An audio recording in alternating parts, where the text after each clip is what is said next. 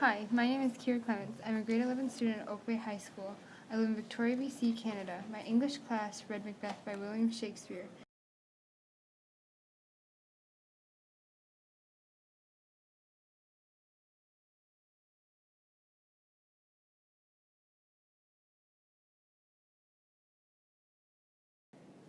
The play is about a Scottish general named Macbeth who received a prophecy from three witches saying that he would soon become king.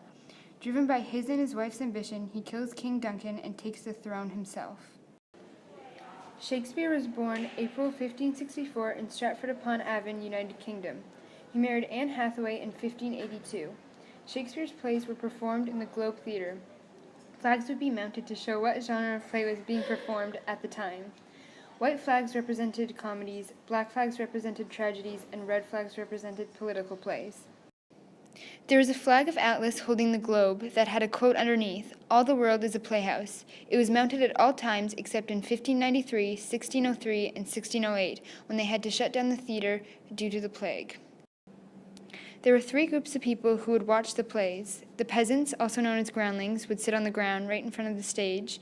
Earthlings, who would sit on cushions behind the groundlings. Then there were wealthy noblemen and women who would sit on high chairs in the back. The theater would only be open during the day because they had no electricity, so they needed natural light to be seen. Shakespeare's vocabulary was 29,000, 15,000 more words than an average university student. Some of those words changed meaning over time, which makes some of Shakespeare's work hard to understand in this day and age. However, Shakespeare became popular for more than a few reasons, such as the printer press had just been invented, so his work became more widely available to the public, and education became more popular. Macbeth was officially printed in 1623. It was a huge success among many others. The passage I chose is, "Here's the smell of blood still, all the perfumes of Arabia will not sweeten this little hand, oh, oh, oh." In the beginning of Macbeth, Lady Macbeth had all the ambition, driving the plot of the play. She drove Macbeth into killing the King Duncan. In the second half, where this scene takes place, her guilt starts to set in and her ambition lowers. She becomes passive while Macbeth goes on a murder spree, trying to protect the crown from anyone who would possibly come near it. In this quote specifically, Lady Macbeth is sleepwalking. She is dreaming about when Macbeth killed the king and got blood everywhere. She explains that she cannot get it off her hands. In my opinion, the blood symbolizes the sins she committed. She says that nothing anybody could do could wash her of her sins. Lady Macbeth has much regret about what she did to manipulate her husband into doing something he did not want to.